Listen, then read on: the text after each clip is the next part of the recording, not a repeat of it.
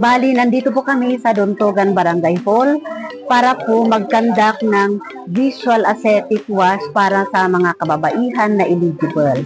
Nag-breast exam din po kami para malaman nila kung bakit po mahalaga ang breast examination at mahalaga ang yearly po na pagpapacheck for the early detection of cervical cancer. Ang ginagawa po natin ito is non-communicable diseases risk assessment.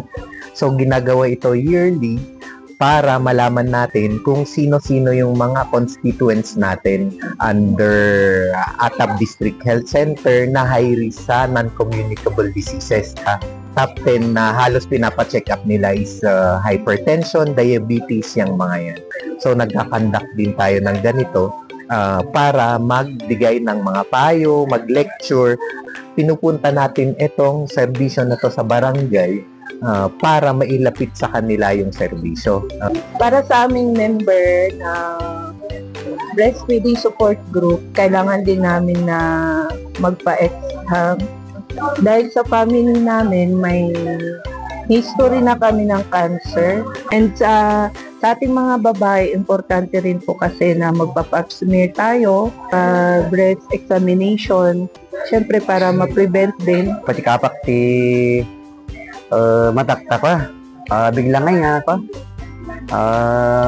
Ang kumatan nga mabasa dagay nagbabasit nga letra iso nga bagta dati may piyon nga medical mission naman pay kwa at least adala tati remedyo na no kastoy nga pa tapay ko mata pa adala tati kastoy nga pre libre nga medical mission nga umaypay nga umaditi ko ta ado mo ti matultulungan na piman at least mamuanda nga sigud no anya iti mabaspasamak ije kwada kasi siyempre naman minsan kung nang madalang budget nga mga kumaikat mo gaya mga nabaybayan, hindi, napanton nga malalan.